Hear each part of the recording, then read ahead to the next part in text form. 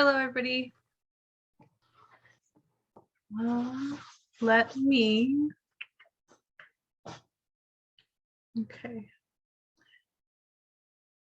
Let me go ahead and write down what I have going on.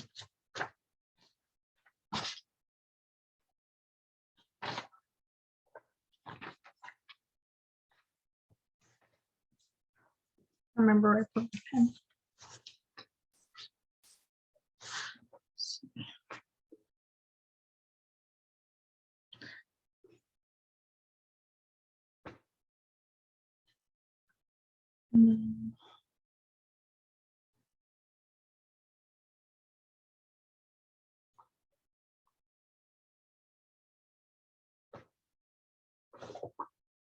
And then Ryan, is this your first time at one of these sessions? Yes. I'm just here to learn from the best. Oh my gosh, what a compliment. Don't let it get to my head. If I could just have you put your student ID number, you could either do it directly or in the chat. I don't post the chat. But if you want to send that for me, I can sign you in. So how do I find my student ID number? Oh, is it the @00 number? Oh, maybe I've got a. Usually if you Is can it that? log in. Oh, it's @00, that number. Oh no, that number. Okay, I know what you're talking about now. Let me go ahead and find that. Okay.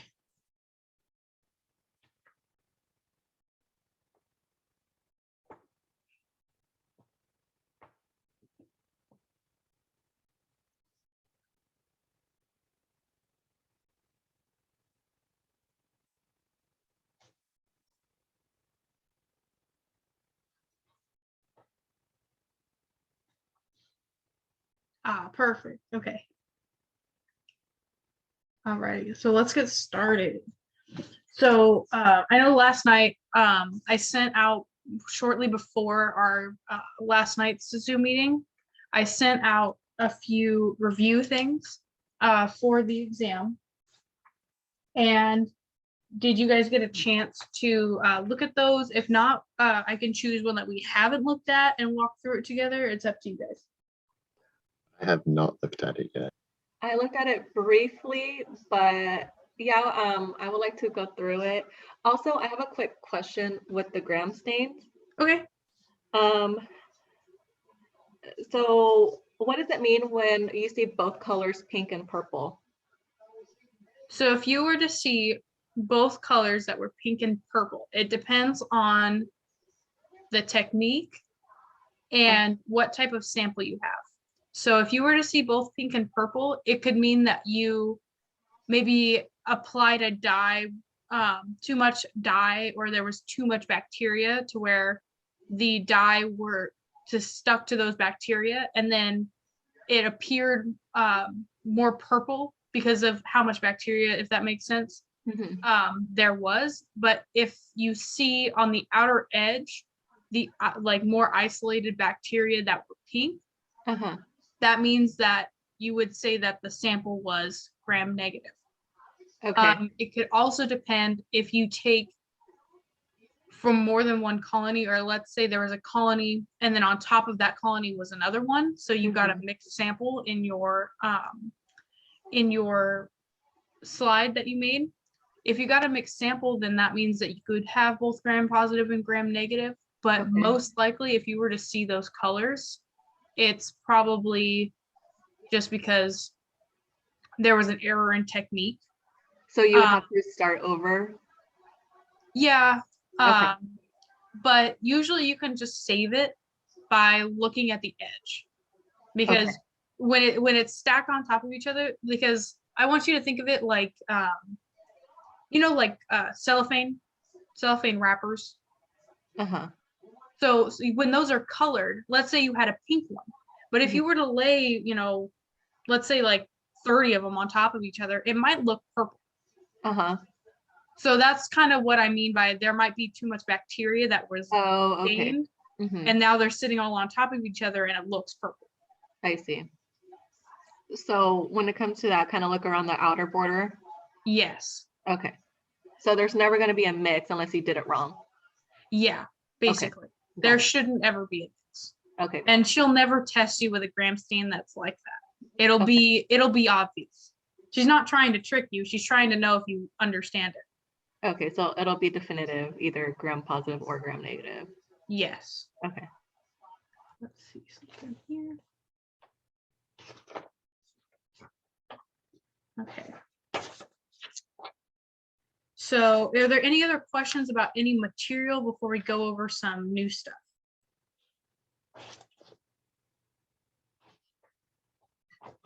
It's okay if it's a simple question. It's okay if it's a more complex question. You can type it, you can unmute. It's all right. All right. Let me go ahead and pull up one of the slideshows. I'll start with probably the shorter ones since we don't have as much time today.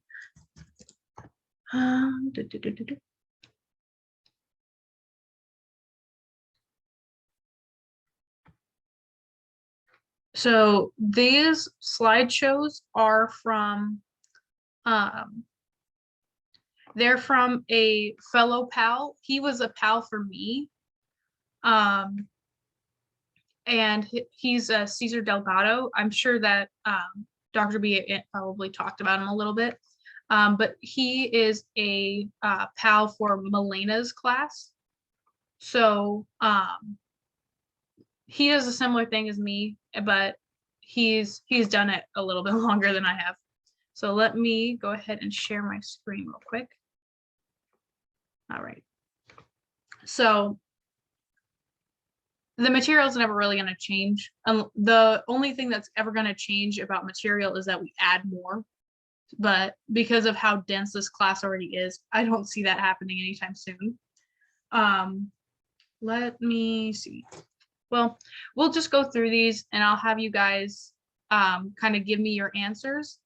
And if there's two differing answers, or if maybe we don't agree on something, maybe you can try to reason it out. Does that sound fair?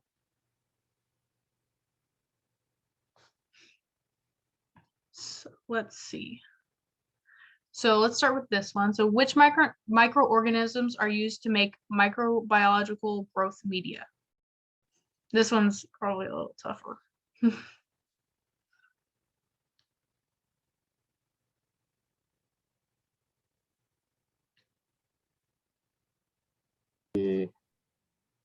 Alginate.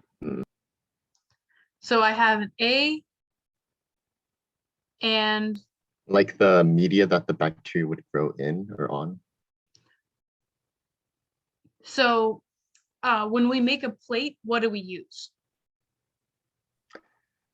I don't know. I know there's one that's like substance? derived from like is there like an alginate derived from like seaweed or something? So if you remember that, then yes, and we do grow bacteria on it. So if you read this question and you said which microorganisms are used to make microbiological growth media, and you jump to what grows on it, that's natural. But on exams, it's going to be one of those things where you have to slow down, take a deep breath, and read it, because wording will always trick you up. It tricked me up, and more often than not, I would get better grades on the lab portion of the exam than the lecture portion of the exam because of how they were worded. So let me take a peek. Yes, first one is, in fact, that one. I'm trying to not show you guys the answers. So yes, the first one is algae. It's a nutrient agar. If you say auger or agar, it really doesn't matter. But why wouldn't we want to grow something, or why wouldn't it be like bacteria or protozoa or fungi?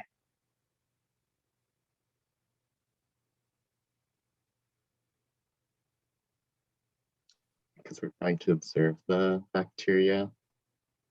So I What guess was that?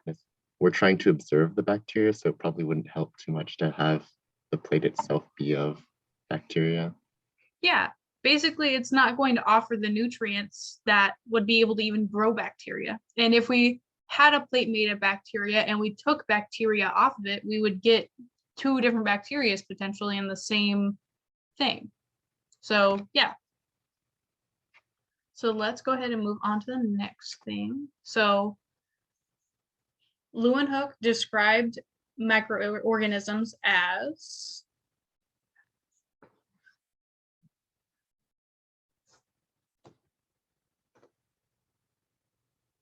I have an A.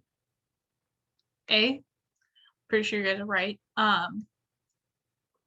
Double check. Yep, you guys are right. Alrighty. So that one is more of like, you know, the lecture material, and because these are like the things that she's probably going to pick out are like, it's not that Leeuwenhoek made them a microscope, although that might be a question. It might be what he did with it, right? So moving on to the next one. Which scientist first hypothesized that medical personnel can infect patients with pathogens? This one's a pretty good one.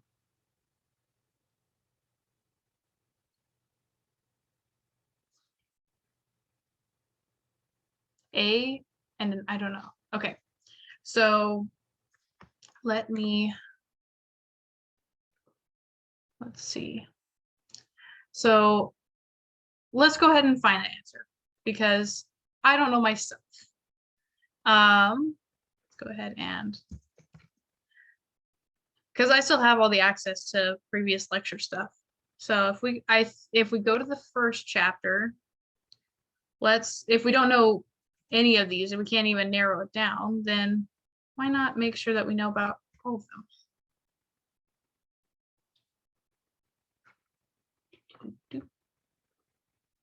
I believe it should be this first one.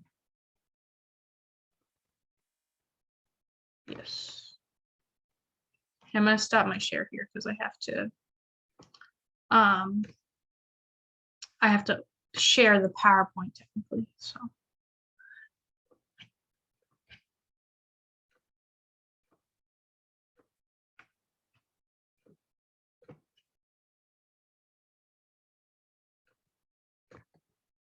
okay.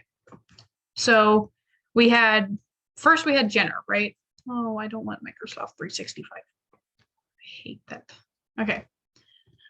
Let's find the people, right?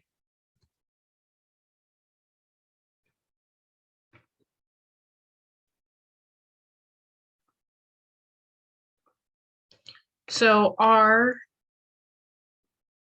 some of our people that we had was Edward Jenner, Joseph Lister, John Snow, and Ignaz Semmelweis. That's the best I'm going to do with that one. So Joseph Lister, he began using carbolic acid phenol on bandages and instruments to prevent infections in his surgical wards. That's his big idea. So if the question was about hand washing or that medical personnel can infect patients with pathogens, does that, I mean, it kind of looks like it could be that, but not entirely, right? Did I miss one? No. Okay. Looking at my notes, I think it's Ignaz Semmelweis. Yes. So Ignaz is right here with hand washing. And the whole thing is like, when you look at a question like that, it could be aseptic techniques, but we're specifically looking at medical personnel to patient. So if we're looking at the infection control between those two, it's what comes in contact most often, your hands, right? So in that specific question, it would be referring to hand washing because all of these guys had some kind of thing to do with, they all had something to do with improving or in the life of microbiology. So let me double check that it's that one. Yes, so it's Ignaz right here with the hand washing. So I'll go ahead and stop sharing this one and start sharing the slideshow again. So that one is correct. So We learned that Lister was about, man, I just read it. Well, we know that Jenner and Lister were aseptic technique. John Snow may or may not even exist. Sorry. And then, oh wait, John Snow was infection control and epidemiology. So we know that for sure, Semmelweis, the guy with the hardest name in the world, was with hand washing.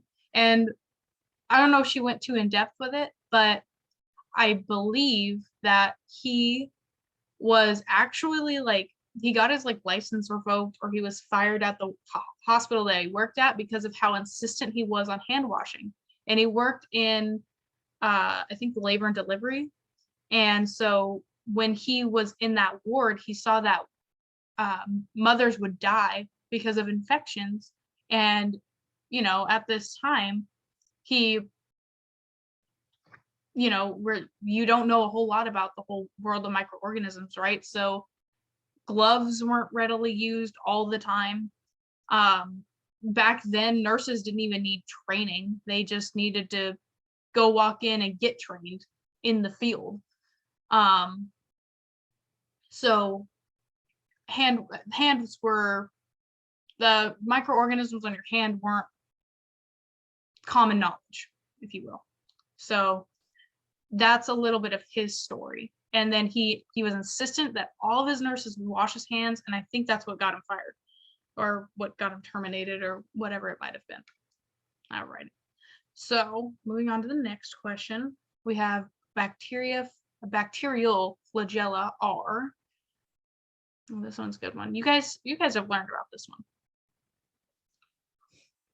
So we have A, anchored by the cell and by a basal body composed of hemi, surrounded by an extension of the cytoplasmic membrane, are composed of a tubulin and hollow microtubules in a 9-to-2 arrangement. I know one of them, I can't remember which is like the flagella is an extension of like the membrane, and the other one's like almost like a different compartment, or like a different component. I think I know what you're talking about. I don't know which one's which though. So let's review it. It's one of those things that, like, you know, we're talking about it, and if we are not entirely sure, that's something to go and look back on, because, you know, why not? So here we go. I already have this one, but I'll just download it again.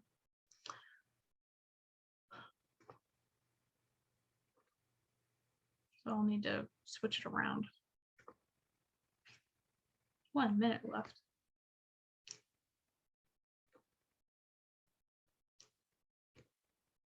But this is just really good practice for you guys in order to figure out, okay, well, if this doesn't readily come to mind, then I probably need to go back and at least look at it again before the exam or before a quiz. These are good for reviewing before a quiz too. But let's go over here. So let's find flagella.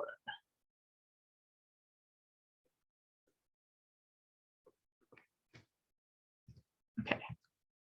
So we were looking at bacteria flagella in particular, so not eukaryote. So let me go down to prokaryote.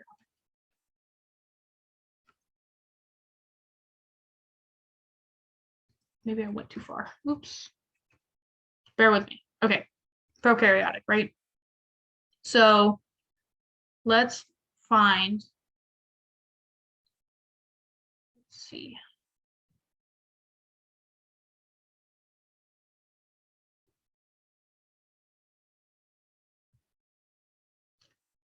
Got all of that. Okay. Time to just read and look. So I know that part of the question was about a hook, right? It said something about a hook. If I can get there. Okay. So it says anchored by the cell by a basal body. Okay. Just kidding. So it says anchor the filament and hook to the cell wall. So the filament, okay, and the hook here. So yes, the basal body does do that. So we have that, and let's see. And so where would like what you said, the extension of the cytoplasmic membrane, that would not be for prokaryotic, right? That would be for eukaryotic, because that it says right here, they don't have a hook, and the flagella is covered in cytoplasmic membrane in eukaryotes. So we're looking at bacteria. So it looks like A is getting a little more favorable. They're anchored by the cell by a basal body, but surrounded by an extension of the cytoplasmic membrane. Although true in eukaryotes, we're looking at bacterial flagella. Let me see. So,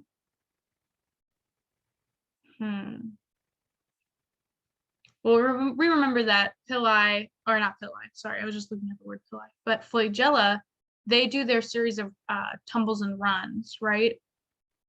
And so I don't know where the 9 to 5 thing came, or 9 to 2 came from, but we have to kind of look at these different ones. The composed of tumulin and hollow microtubules in a 9 to 2 arrangement. That might also be for eukaryotes. Let me look. Because if we don't know even what the question is for, if it's trying to trick us to answer in that way, then, you know, I also need to look, yeah, the hollow microtubules. It might be for eukaryotes. Let's see.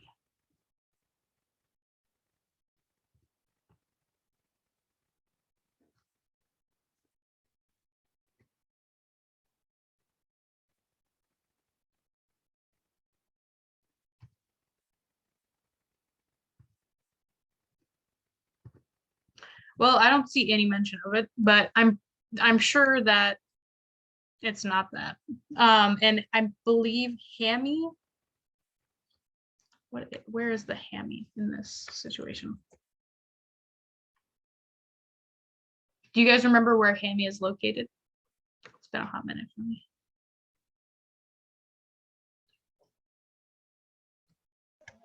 That's under Fimbria. Fimbria, okay. And is that for eukaryotes or bacteria or prokaryotes? I believe it's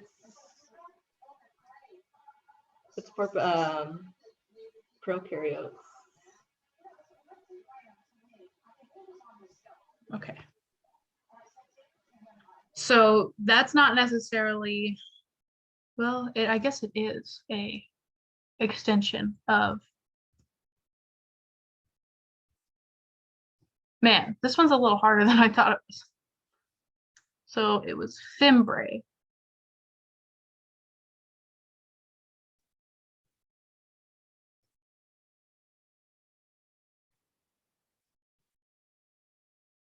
I'm not trying to confuse you guys.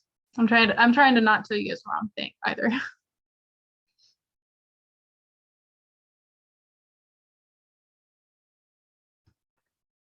Okay, I missed the fimbrae. What does it say in your notes about fimbrae? It says differences. Fimbria, like hammy, attaches archaea to surfaces. Oh, okay. Archaea. So yes. So we were talking about bacterial. Here, I'll stop the share there. But we were talking about bacterial projections, right? Bacteria flagella. Well, yes. So that's not only archaeal, but it's fimbrae, not flagella. So the first one, what do we think our new answer is? I know it was really rounded to switch to A. Yeah. A.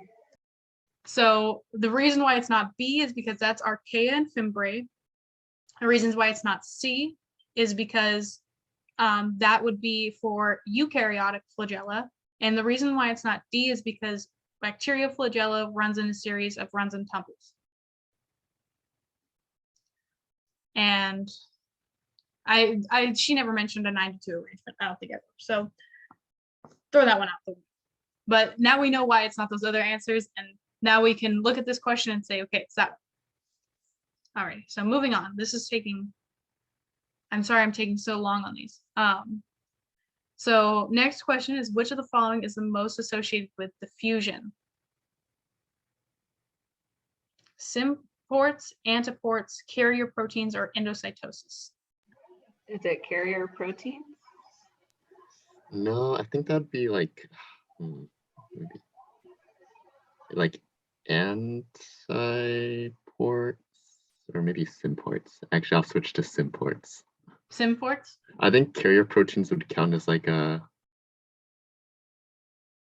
facilitated something, whatever it's called. Mm-hmm. Okay. Let me see. So again, no harm in this. These are a little bit niche. So let's look at this. She's definitely, I think she's made edits within the last couple months in terms of what I had versus what you guys now have. So I'm trying to adapt. Okay. So we're looking at, I said it in my head, but I didn't say it out loud. We're looking at diffusion. So diffusion, let's go look at that information. This is all fermentation. Krebs cycle, ATC. You guys haven't gotten to this stuff, have you? We just did that lecture today. Okay. Okay, you can use yeah, my screen's paused. Good. Because I'm gonna look at the answer because I think I know what it is. So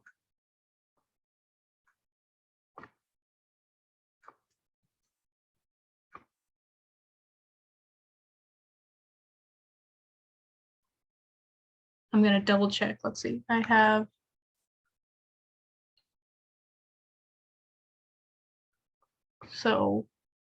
okay.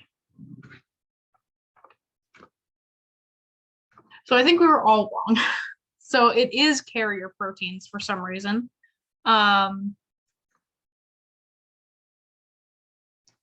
me figure out why. Is there like a facilitated diffusion as opposed to like simple maybe? Or... Let me see. Associated with diffusion. So it just says diffusion. Did you guys already cover diffusion? Because it was a pretty strong, I feel like, section in ours. I think we did. You guys did? Do you guys remember what chapter it was? If we're talking about simple and facilitated diffusion, it's chapter 3. Chapter 3, and I'm all the way on chapter 5. Okay.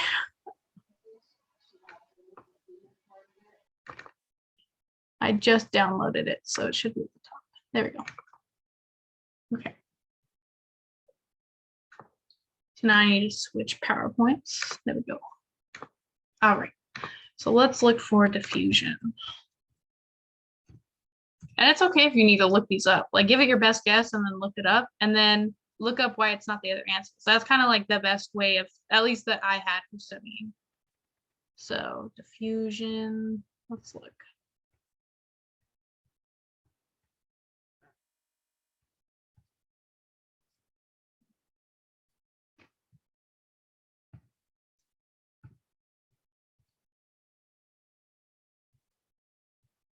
Okay, should be about here.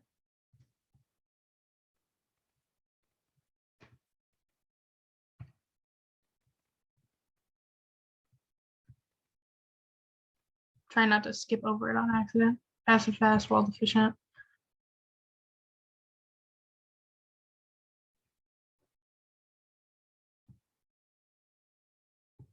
Okay.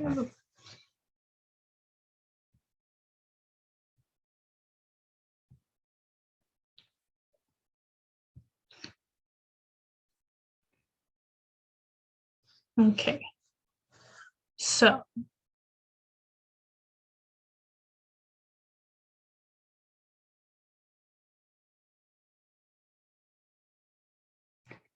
I'm gonna look back at the question, make sure I'm not telling you this. So, which of the following is the most associated with diffusion? God, I hate the wording. Most associated with diffusion. Let's see.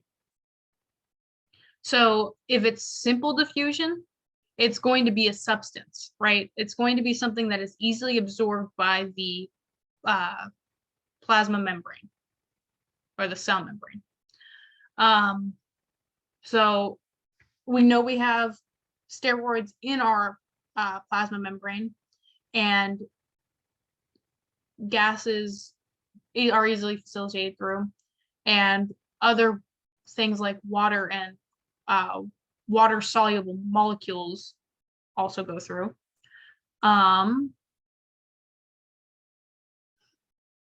So out of those things, there wasn't any like substances. So if it were to be what is the most associated with diffusion, and I said a bunch of random things, but it said like calcium, or not calcium. I want to make sure I'm saying this right.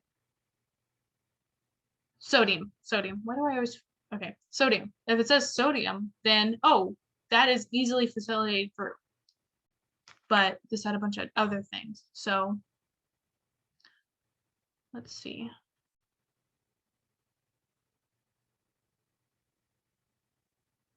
So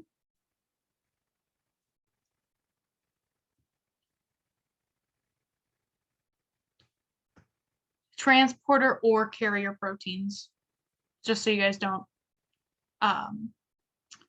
get those confused. So this is what active transport would look like. This image right here, I would recommend redrawing it.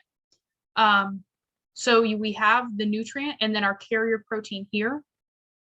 So this is what it allows facilitated or active transport. I think what the other ones were trying to do were like trip you up with symbiport and antiport, because I don't know, it's just the wording. I think it was just trying to trip you up. And then the other one that I was talking about with endocytosis. Now I was thinking about that originally because endocytosis is taking things in, right? So I would assume that something like that would, you know, the process of taking something is endocytosis, right? But it's not the most associated with diffusion, because remember, endocytosis doesn't always have to be diffusion. Sometimes endocytosis includes, like phagocytosis is a type of endocytosis, right? When a cell eats something because it's taking it in. So it's not always diffusion. So the correct answer would be C, carrier proteins, because we have it on our slide here with active transport. So that one and this one, probably one of the better things to redraw. Any of these like overview slides with passive and active, I would redraw. I mean, if that's how you learn to. If you can just look at something and like read it a couple times and figure it out, more power to you. I could never, but these are good slides, both of these. All right, now let me switch back. I know there's a lot of switching. I'm sorry if I'm making you nauseous with it, but let's move on to endospores.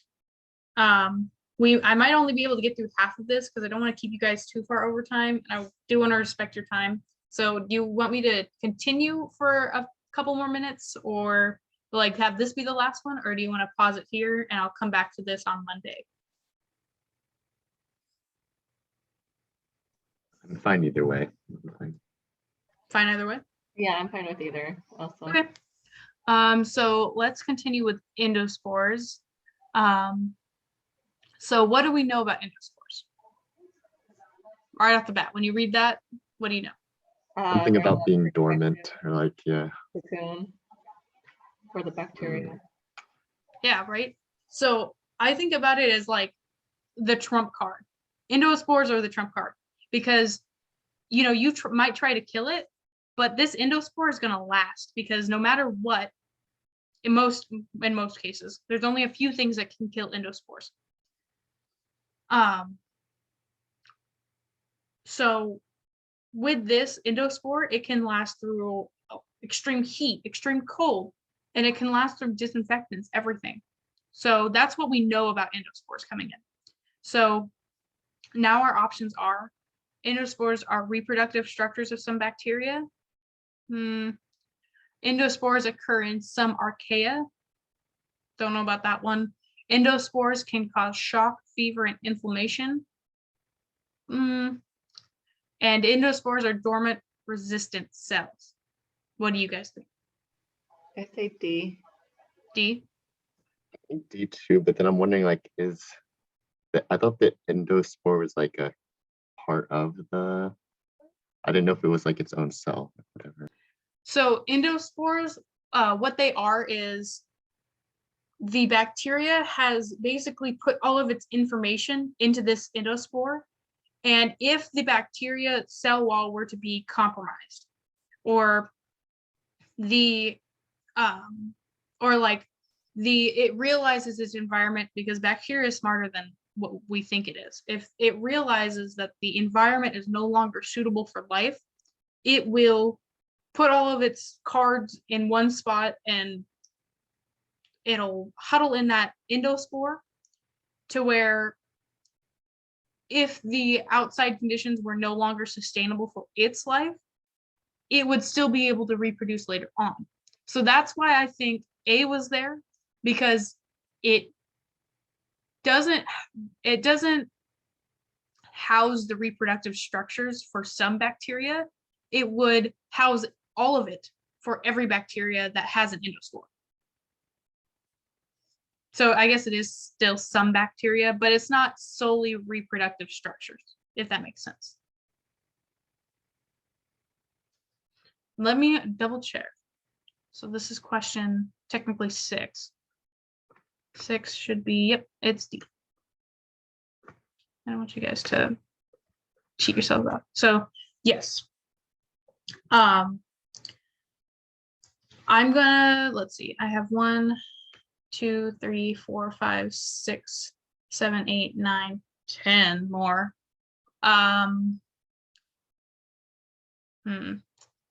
Well, unfortunately, due to my scheduling conflicts, I'm probably gonna have to cut it off right about now. I'm sorry, but we can talk about some of this stuff more in class. I'll be there Thursday and Monday always.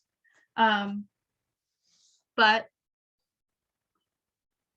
if you guys want to save this, I'll probably continue to go over it some more on Monday. I'll probably finish it up on Monday.